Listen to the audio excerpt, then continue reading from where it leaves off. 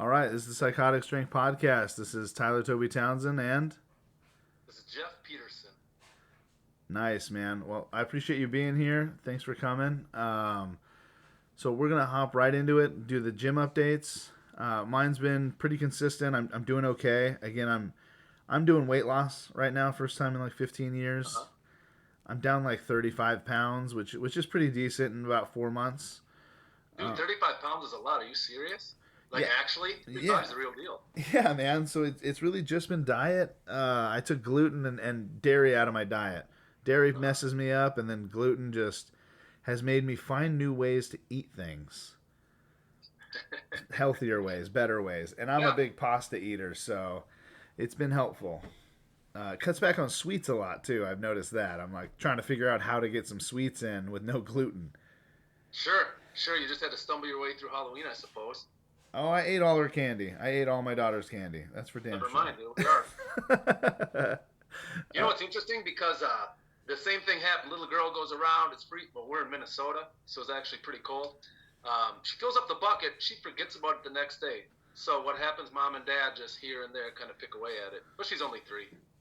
Oh yeah, mine's 14. She's a little over it. She just wanted to go walking around with her friend, so she had a good time. I tell you what, that's what really matters. Yeah, she was. It was interesting. We had to put together an outfit because her friend was the Queen of Hearts, and she wanted her to be Alice. Well, we couldn't find any of that because, of course, she wants to go looking for a fit the day before Halloween. Sure. So we ended up putting together a White Rabbit outfit, and it was pretty solid, man. I mean, that sounds good. Did they not have any spirit Halloweens around you guys? They All your did. businesses are still in business. There's no hollowed out stores to throw a spirit in. Oh, there was, man. So they threw a spirit in. We went through there, and that's what we could find. Huh? Was just Oh, no really? Alice in Wonderland stuff. I mean, it's the day before Halloween. Yeah, Everything yeah, they yeah. have is gone, you know. So we put it together, and it was really just pieces, bits, and bobs from here and there, and it turned out really well. So, and of course, it started raining halfway through, and she didn't care. She came back soaked and cold, but it's whatever. Yeah, that's okay though. Yeah, but congrats, man. If you said 35 pounds, 4 months, that's killer. To Yeah, be honest. thanks. I mean, I've been crazy strict about it. I'm not eating over 2,000 calories in a day. I'm trying to stay around the 16 to 2,000. So yeah, that's really all it's been is diet. Because I mean, my workouts have been pretty standard, and I'm not losing a ton of strength. So, I mean, I guess I messed up my shoulder real bad. Um, but other than that, there's just no upper body work that's going well. You know. That's what we call a good problem when you can cut out a bunch of stuff, when you can drop some body weight, and you can at least maintain, right? I don't know if I've always had that experience when I'm dropping, but that's the goal: maintain what you have. Well, honestly, I've been eating fucking like 6 to 8,000 calories a day forever. You know, trying to bulk up for strongman because strongman don't care. You know. No, and strongman's awesome. Yeah, yeah, man. So It's awesome. It's the measuring stick. that's Okay, you ate X, Y, and Z to get here. You did X, Y, and Z cardio. We don't care. What can you do today? It's yeah. it's the How best. how strong are you? And are you the strongest person in the world or on the planet and or in the room or in the planet? So I love it, man. I love walking into a Costco and knowing I'm probably one of the strongest guys there. Yeah, but that's awesome. Yeah, That is a great feeling. it's amazing. So what about you? Gym update for you? Yeah, the gym update. Now I'm kind of somewhat in the dad mode. That doesn't mean I don't go hard. We had sciatica all of last year. Finally got through that. So actually, before this, I was squatting in my driveway. I used 2 big trash cans. I throw the barbell up there. I tell the daughter, "Hey, sit over there on Daddy's concrete pressing block. Just hang out for a bit." So I'm hitting that. I'm trying to maintain the strength. I wouldn't say I'm cutting. I'm 300 carbs a day, 65 grams of fat, 200 protein. It's Wow. it's enough where hopefully I can still maintain or get a little better. But I'm trying to think about overall fitness. I tore my Achilles a couple times, so jogging's kind of bothering me. So a lot of walks with her. But I've been getting after. We did say squats, and sure that's true. trying to do presses again, like clean and jerks, Okay. or at least the jerk portion. Tough. The knees don't like that. I mean, I don't know if I just push through it. It's not like they're screaming at me, but when I do that sharp dip, the whole thing that makes the jerk possible, the only reason why that part of the press flies overhead, my knee is just very aware that I'm doing that. It's like, hey Jeff, you're pushing it now. Should you be doing this? And then grip. I invested in a lot of grip equipment. I've been hitting grip really hard. Feels like something you can still improve on as you get older. So that's where my head's at. Let's maintain the core strongman. Lifts, the jerks, the bench, the squat, and then let's throw in as much grip work as we can. So you're not doing a lot of deadlifts? You gotta do something, right? Yeah. Because what's the alternative? Doing nothing, and that's not a choice. Well, that's giving up. That's not all right. Yeah. Yeah, so I mean, I think at least you're in there, you're in the gym, smashing some stuff out, and arm lifting. I mean, the grip stuff, you kind of do that now. Yeah, so maybe listeners are familiar with what industrial strength hand grippers are. Most people think the Iron Mind. They've got the Captains of Crush, like the 1, 2, and 3. Are you familiar with those? Maybe. Yeah. They've got the springs, the knurled handles. So when we got into strongman, and there was a group of us when we were younger. I'm older than you, so I'm 43. My best friend and training partner back then, Dave Ostlund, and I, we met up. We each had some of these hand trainers. We got after it. So we've been doing grip for a while, but kind of lost the track there. I'm just thinking that when we got after it, we would train those 2 to 3 times a week. We'd have like these calluses getting torn open, but it was so addicting we couldn't put it down. And now it's like I hadn't been in grip for a while, and like you mentioned, I'm getting back into the arm lifting, the grip sport, and all of a sudden it's like I've got that passion for it again. I have 139 grippers that I just lay around my house right now, and I just walk by and squeeze them nonstop because I can't help it because I'm an addict. Yeah. Okay. Well, that's cool, man. I mean, I like that. Grip is pretty rough. A lot of people don't train it enough, but you're not going to be able to pick up anything if you can't hold on to it. I learned that the hard way. You're right. Why do you think that is? Why do you think people don't train the grip? It's not like some fun, sexy body part. It's just like fingers. Nobody wants to hear about how long you hung from a bar. Yeah, I mean, it's not. It's one of those absolutely necessary, not pretty things. Nobody. Everyone wants to know how much you bench, which is insane because I'm due strongman and my bench is 405. And they're like, oh, that's decent. Yeah, but I deadlift around 760. And that, oh, you do? Yeah. So that's more impressive, but I don't care about bench. So, but that's what everyone asks, and that's where everybody puts their, I don't know, their version of what strength is, which is pretty crazy to me because deadlift and squat is kind of where a real version of strength is. Well, that's exactly right, and I don't know if it's like some old mentality, like you could hit a big bench, then you could flex. You could take off the shirt, show the pecs, do a most muscular. What are you gonna do? Like show them your hammies after you just do like this crazy beyond range of motion deadlift? Like check out how powerful this hamstring, this glute max is. Well, no, it's not like that.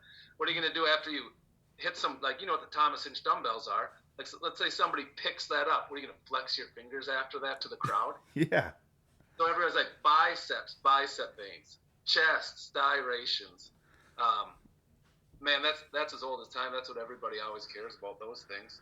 Well, I mean, once you get really into it, I feel like if you're going to go aesthetically, looking at somebody, the number one thing I would gauge their strength on is their traps. So I like that. I think traps. I think another one that you could throw in, and there's right next to each other is a neck. Have you ever seen someone with like a thick muscular neck?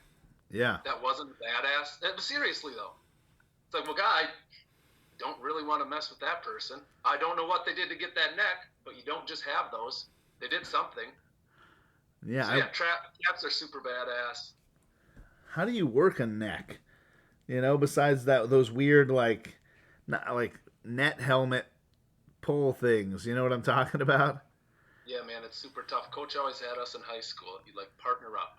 So one person get on all fours, other guy goes right next to you, and you would just push against their kneecap, their femur, depending how big or tall the guy was. And then they say, all right, go the other way. Then he'd hold your forehead, you'd push down, and then they'd push on the back of your head, you'd go up. Like, we did that. I Yeah. don't know if it was super effective, but we, we did that 5 times a week. I remember wrestling. I wrestled in high school, and we did neck bridges. So like, Oh, okay. I mean, I could on my back, I could do a neck bridge, and then my neck was flexible enough to touch my toe, my nose to the mat. That's super wild. I mean, you You have see to learn this? how to do that. Your hands are all tied up, and you're trying to not get pinned. Yeah, I guess. I mean, I have no experience with that, but that sounds like super hard. It's pretty intense, man. I mean, it makes you real strong, real fast. My neck started getting real strong because of wrestling. But with Um, that good flexibility, I'm guessing, because when you're more flexible, you can get the muscle through a more full range of motion, which means you can put more stress on it for a longer period of time, more under tension. I bet with that, you were probably able to add strength at a quicker rate than some of the other folks who maybe ignored that. it I maybe not, but definitely in high school I got crazy strong very quickly. The hardest part for me was I tried to stay in my weight class because I was doing really well. And hmm so I started gaining weight. I mean, you get muscles heavy, right? So like I started losing my weight class. And so I had to like run around with garbage bags and spit in a bottle, like trying to just keep weight. oh, you were that guy. Yeah. Our that guy was named Garrett. Okay. It wasn't Tyler. Yeah. Well, there Yeah, was. man, he would be on I don't know what they call those fancy bikes. I'm sure Rogue has a fancy name, but essentially a stationary bike with the arm things. Yeah. This old school gym, and it was this POS bike thing. He would just be on there sweating, and we all felt so bad for him. It's like, do you want to like come hit some squats? He's like, no, I need to like keep spitting in this corner in this trash bag because coach wants me to be XYZ number tonight. It's like, well, okay, Well, yeah. I had cool. state, and they excused me from all my classes. The principal did to run in circles for 6 hours, just jogging around the gym. So here's the question then, and I don't know the answer. I don't have a dog in the fight. I didn't wrestle, right? So you're doing that, and the goal is to make a weight class. I've always wondered, did did you lose strength or any of like that testosterone or aggressiveness? Because like I didn't eat, I sweat everything out. I am tired. The glycogen's out of the muscle, and like or no, it wasn't bad because the other guy you were going against did the same thing. You guys were in the same place, so maybe it wasn't a disadvantage. So I would say there's something about it. Like I have done strongman at super heavy, um, and I'm 5'8", right? So I'm not at a very good advantage in that realm. But I've hated cutting weight since high school wrestling so much that I was like, I will just participate from where I feel the healthiest, and it is because of that. I felt like shit. I got there and I just was like ready to pass out. I weighed in and immediately now I'm eating food, I'm drinking, I'm doing all that stuff, but I'm so dehydrated and hungry that now I've eaten way too much and I feel sick and I puke up a bunch of water, which all the food I just ate comes with it. And like it was really rough. But I would say at that level, high school wrestling, every kid was just about in that range. Okay. Because And my brother did some of that a while back to wrestling. Recently he's gotten back into strongman, and he was doing the same thing, trying to make weight in the tip. We always use when I drive to Wisconsin because I would flirt with the light and the heavyweights. Sometimes you'd say, hey, you just turn that heat on all the way. You leave the car windows up all the way. You have long sleeves. You will make weight when you get to that scale. oh jeez. Then you'd hit like a buffet after, but the body's like super confused. It's like, oh, Jeff, you never do this in training. Or my Yeah. brother Dan, oh, Dan, you don't do this in training. And now you're just all of a sudden doing this. You got a little adrenaline because you're there. You got to make weight. You see all the other competitors. People are walking up to the equipment, kicking the tire. So you've got that going on. You're dehydrated. And then you hit we'd always hit Chinese buffets. You get a Chinese buffet, and the next thing you know, it's the contest morning. You're like, what's going on inside of me? But Yeah. thank God for adrenaline after the rules meeting, because then you didn't worry about that stuff. Well, it's funny too because I'm always that dude who shows up to rules meeting in the morning, and I'll have like, those like raspberry bunt cakes. I'm like sitting Yeah, there with a fork eating one of those. Everybody's frustrated because they barely made weight. I'm eating yeah. cake because I'm a super heavyweight, and I eat I'm just carb loading, and then carb and sugar, and then during competition the entire time I sit there with a full loaf of French bread, and that's all I eat all day. Wait, is that true? You just bring like a big baguette? Yeah, and I'm eating it straight out of the bag it came in. Everybody's looking at me laughing, and I'm like, "You guys are idiots." Like I'm at least eating. So for me, when I compete, eating at all is really rough because I'm excited, my adrenaline's going, like, and I won't eat. So I have to keep this thing in my hand, so I'll eat anything, and it's carbs. If anything, Sure. it's just helping.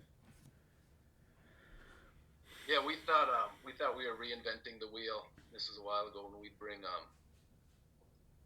granola bars. That was always pretty awesome. Maybe some yogurt, but Pedialyte. I remember the first time I went to a show and saw some guys with Pedialyte, and I was like, whoa, what 4-star general do they have at their training hall that said start bringing Pedialyte? That's fantastic, Yeah. fellas. We need to start doing that.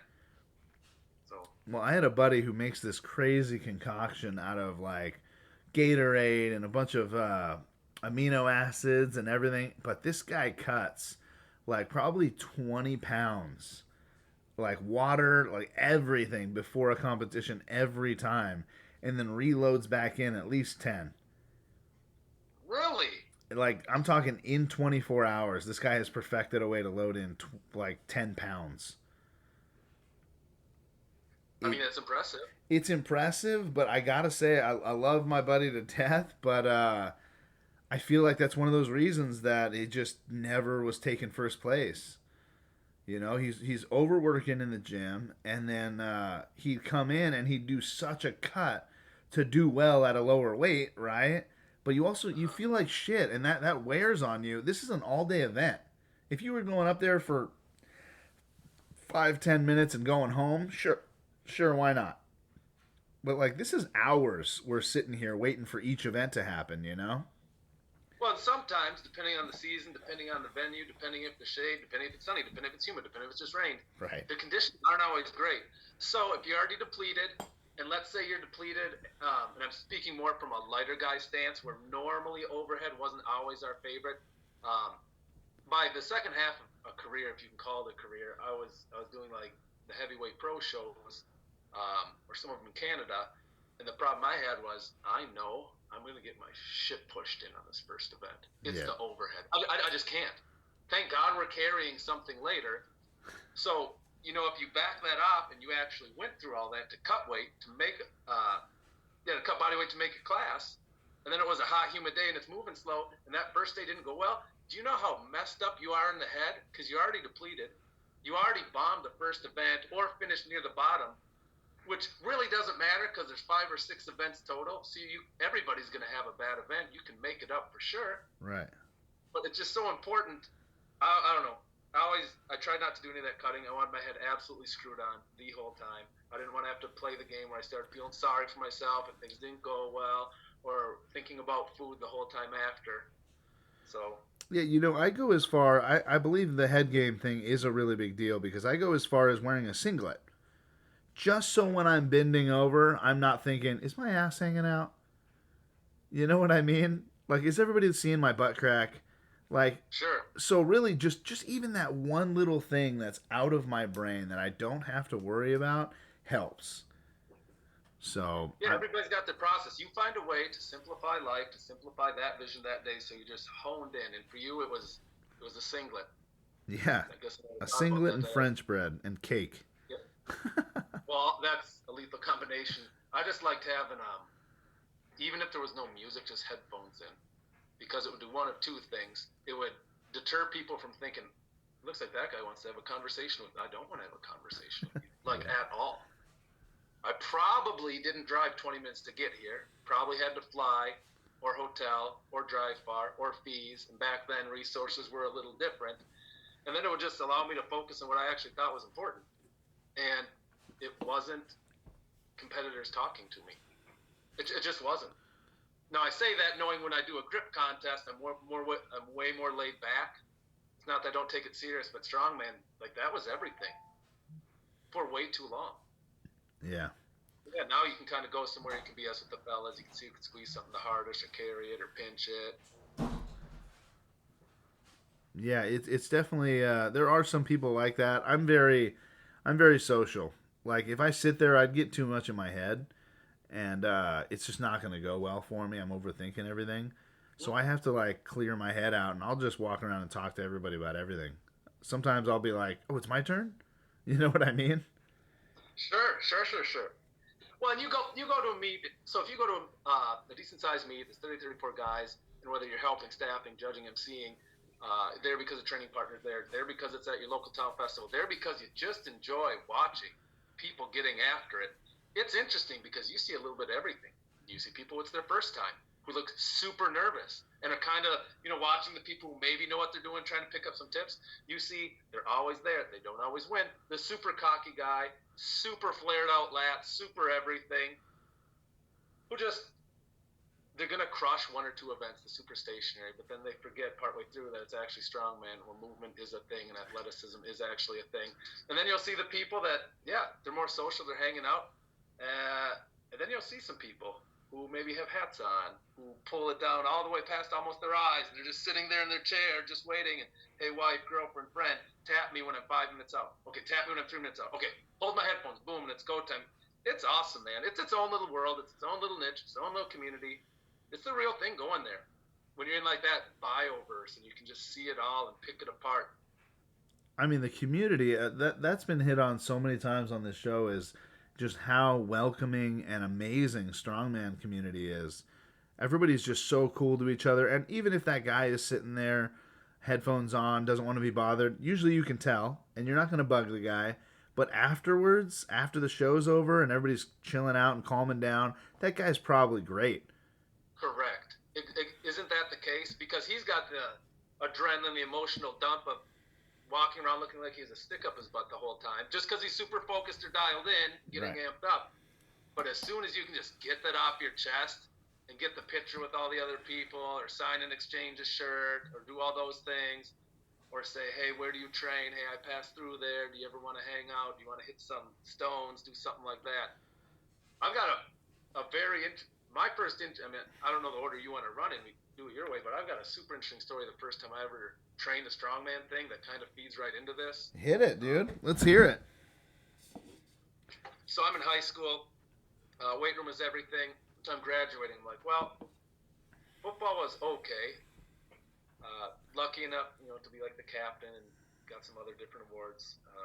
Yay for me. But I really it got to the point I was only playing football, so I had an excuse to be in the weight room. So then I felt this emptiness, like, well, I don't play college football. I don't even know if I could. It wasn't even that much fun in high school. So you remember Powerlifting USA? Yeah. It's an old magazine. I don't think it's in circulation. Maybe it is. I guess. Maybe it shifted online. Maybe there's a paywall for it. Who knows? But in the back, because I'm from Minnesota, it's like, yeah, Stillwater, Minnesota, 2000, was it 1? We're going to have a strongman contest. And we're thinking, God, could I do that? That's not like, well, one, back then, you tell somebody about strongman, they'd always say, oh, is that tough man shit? Tough man. It's like, no, it's not. It's definitely not that. So I sign up for it. I call the guy. I'm nervous. My voice, I'm sure, cracked on the phone. And he's telling me the weights. I'm like, that's insane. Humans are going to do that. He's like, oh, you're a teenager? Yeah, we'll do a teenage class. Oh, thank God. This next thing is true and could have changed my life if I would have done it a different way. Because now my best friend, my business partner, everything I know or do came from strongman. Everything. Okay. So I walk through the front door. I knock on Biodynamics Gym. I go in, and the first thing I see is this massive human being. By another massive human being. They're sitting on a bench, and they have their knees kicked up, and there's needles in their knees. And I remember thinking that moment, well, you can walk out because what the hell is going on here? Or just, hey, you're out of your comfort zone. Let's just give this a chance. I'm like, hey guys, what are you doing? They're like, oh, we're taking fluids off the knees. We take fluids out of our knees before every training session. I don't know if that's true. I mean, it might have been. It was good enough for me. I hung around that day. There was an ex-professional wrestler. There was the gym guy, owner himself. He's like 6'4". He's all tatted up. He's bicep veins everywhere. Just an animal. They couldn't have been nicer. And I'm not kidding. And it's not because they were so big that anything they would have done, because they appeared so mischievous and derelict, they could have done anything would have seemed nice. No, they were generally like some of the nicest guys ever. So, Jeff, you ever done any of this stuff? I'm like, well, that's your boy? Like, that's how you talk to people? Holy shit. No, never have. I just like the gym, sir. Well, come over here and try this. You ever use chalk? No, what's chalk? And that was the first experience. So then we're doing log pressing. We're doing all these awesome events. 3 other guys showed up partway through. They pulled up on motorcycles, came in. I'm like, this is actually really cool. I know I have next to nothing in common with these guys. Trust me when I say that. But they are patting me on the back. Your first time you do anything, you're not good at it. Yeah. I mean, they had a big wooden log that was going to be loaded up to, was it 200 pounds that day? But they had a nice smaller one that I got to use, and I knocked out a couple reps on the 170 log. I felt like the man. Yeah, they're cheering for you and everything. Yeah, right? Yeah, exactly, right? Yeah. Chewed up carpet inside the gym, nobody cared. And it's not because I put up so much weight. I'm like, hey, I've got the support of these guys who are super strong, and they're just like happy to have me here, like learning the craft, learning the trade. We would later go into the parking lot, flip tires. I did it in a muscle tank top because I'm an idiot. I'd have road rash over my shoulders for the next week. So anytime you went surfing, he's like, dude, what happened to your shoulders? It's like, oh, I was flipping this tire, and you know how it digs in there and it rubbed off the skin. But that was like the entry, seeing like what would be the most badass guys, and they couldn't have been nicer. They just could not have been. It was wild. And you know what? I found that to be the case almost everywhere I went with Strongman. I tell people, brand new people coming into the gym, I'm like, this may be pretty scary and make you nervous being in here. I mean, there will be some monsters in there picking up some big weight. But I was like, but I can almost guarantee you, the bigger the human being and the scarier their look, the more likely they are to help you and be sweet and just love that you're even in there. Yeah. It's pretty intense that like the bigger the person in the gym, it's usually a person who's super excited to have somebody in there, even if it's their first day. They're just like, dude, everyone starts somewhere. Yeah, it was wild. It was so wild. Unfortunately, some of those guys aren't with us anymore, but it had an impact because in that moment you kind of learned some confidence. You weren't super comfortable. You did something anyways. It was a welcoming community, and then I would go on to put on some pretty big contests, do some other things that were pretty cool, and try to look out. It's like, hey, if there's a new person here that looks super uncomfortable, before we get hardcore into training and everybody's kind of amped up a couple levels, let's just meet this person, greet this person, find out who they are, what are they like, what brought them to this. Yeah, for sure, man. Yeah, that's exciting. I love it, dude. I love new people coming into the gym and doing all that stuff. So that's how you started in Strongman? Yeah, that was it. We did that contest in Stillwater. I get there, and they're like, yeah, and your judge today is Wade Gillingham. I'm like, whoa, what? I'm from Minnesota. I know who the Gillinghams are. And then he steps out from this group of massive people to, he tips the hat at the crowd. Hell of a turnout. It was at this local festival, like 3,000 people there, bleachers everywhere. And I turn around, I'm like, no, wait a second. Then that must be his massive brother, Brad. And that's like Gail Gillingham. Those guys are like, hey, come on over. I heard you're the young guy today that's trying it. I'm like, yeah, sirs, I am. Here's the brochure that was passed out to explain today's event. Could you sign it for me, please? Fast forward 15, 16 years later, I do a powerlifting meet for no reason, really. I call Carl Gillingham, like, hey, I have to leave tomorrow, and I'm told I need, like, a singlet. What's that? He's like, oh, you don't know what that is? I'm like, I don't. He's like, swing by the house. He didn't live so far, and I got to wear Brad's, I don't know, the year he won Worlds or something, just big-ass singlet. He's like, you won't get any pop out of this, but you'll have, like, the gear you need to actually go in and be in this thing, since I guess you have to compete in singlets and powerlifting. Yeah. So, that's pretty awesome. It was like, why is this thing so big? Don't you know anything about powerlifting? I'm like, I don't. I don't know anything about it. A buddy of mine just lent this to me. That's funny. Yeah. I don't know if you saw the message. I just sent you a message. Zoom might kick you out here in a second. I didn't know it's only 45 minutes on this app. But if it does, They had enough of me. I didn't measure up. That's cool, dude. no, you're good. I'll if it kicks you out, I'll just bring you right back in, man. So just wait by it, and we'll just try and push through this Yeah, part. that's fine. I don't do so many Zoom meetings. If that happens, yeah, I guess I'll try logging back on. Yeah, yeah. So the powerlifting thing, I coached somebody. I've never done a powerlifting meet myself, but I was coaching this kid about 16 years old, and we had gone through the cues, we had gone through the commands, we went through everything, and then we get to the competition, and I had forgot he needed a singlet. So Oh, luckily, yes, another singlet story. Keep them coming. yeah. So luckily, I had my girlfriend at the time was at home, and we're 3 hours north, and so she drove a singlet up to me that night, and ended up getting there in time for him to freaking compete. But they almost didn't let him compete over a singlet. Yeah, that is a real thing. I had no idea. Good on her for helping you out, though, right? She didn't have to do that. Oh, she's amazing. Okay, 3 hours to get to you. You know what that means? That means 6 hours total. Yeah, so she drove 6 hours total just for me. I mean, she's done that multiple times. I mean, we're dating now. She's like a You did that lifetime partner multiple now. times. Well, she You did might need that to for start that. packing singlets, my man. No, it wasn't it wasn't the singlets thing. Another time was like a camping event, and she ended up bringing me out a bunch of crap too, and that was still 3 hours event away because I was coaching girls soccer. Okay, So, but she's just always good about everything, man. But might have a keeper. oh yeah, that's what I'm looking into. Yeah, right. Yeah. Okay. Well, yeah. So, what was your motivation for starting in the gym at all? Uh, well, one, everybody. I shouldn't say everybody, but a lot of young people think, like being strong is pretty cool. You see Arnold in a movie, you see things like that. Um, elementary school. I think we're different age, but we were prime like presidential fitness tests. So I remember like we do push-up tests, and you'd like compare yourself to all the buddies and all that. Eighth grade, we finished the football season. We did horribly. Coach was like, gentlemen, you have two options. You can suck forever, or I'm gonna walk you over to the high school and I'm gonna show you this weight room. Obviously, the bulk of us said, all right, coach, we're with you, right? And we get there, we get in there, and everybody there is not 13 or 14. I don't know how old my eighth grader is, 13 or 14. Yeah. They're like men. They have beards they don't have beards like you, let's be clear, but they have some beards. They have some facial hair. Yeah. And fell in love immediately.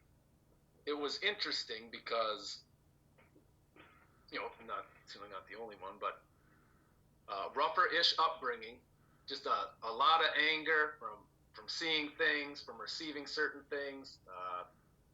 Dad wasn't the best guy, wasn't the best guy to the family. And it was kind of exactly what I needed at that moment, because I had all this terribleness inside, like grit your teeth at night and like try not to like just lose it and break down. And this coach says, here, be as aggressive as you want in here. And I kid you not, after a week of that, it was like, I'm going to be the strongest human I can ever be, because nobody's ever going to fucking lay a hand on me again, because nobody's going to do anything to anybody I care about ever again. And that's maybe not the healthiest reason. I already, like I said, elementary school, I already like the push-up things and all that, but when I saw this as a way to like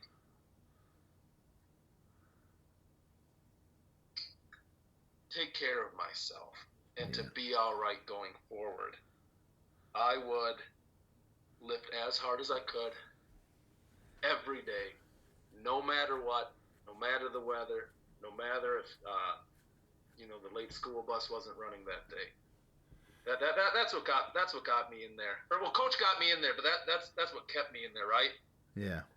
That drive to be like, no, fuck that, man. This isn't happening. I think everybody's got a little bit of a and I hate to say it that way, but some sort of like self-hatred that kind of gets them to really be like, I need this. I need to get stronger for whatever reason theirs is. And I mean, if we get into the little bit darker side of things, I mean, I definitely wasn't in a good place when I started. I don't think anyone, when they're starting, really is. And mine was really just, I don't think I've ever gone over it on the podcast, but mine was really just like, I wouldn't mind if these killed me.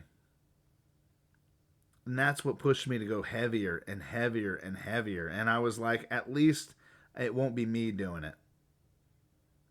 And so it sucks because one of the main lines I use in my own head, even still to this day, when I'm talking to a squat bar, is go ahead and kill me if you can. And Yeah, it, come to. yeah, like so it's pretty. It gets pretty intense when you're in your own head and doing all that other stuff, which is I've worked out for a long time now, about 15 years of serious lifting, and it's really gotten me to the point where I'm doing okay in my head because of it. You know? Such Yeah. a fine line because generically, you don't feel good, you're angry. Go hit your pillow when you're younger. Go hit this heavy bag. I get it. The problem is if you run with that, you can't. You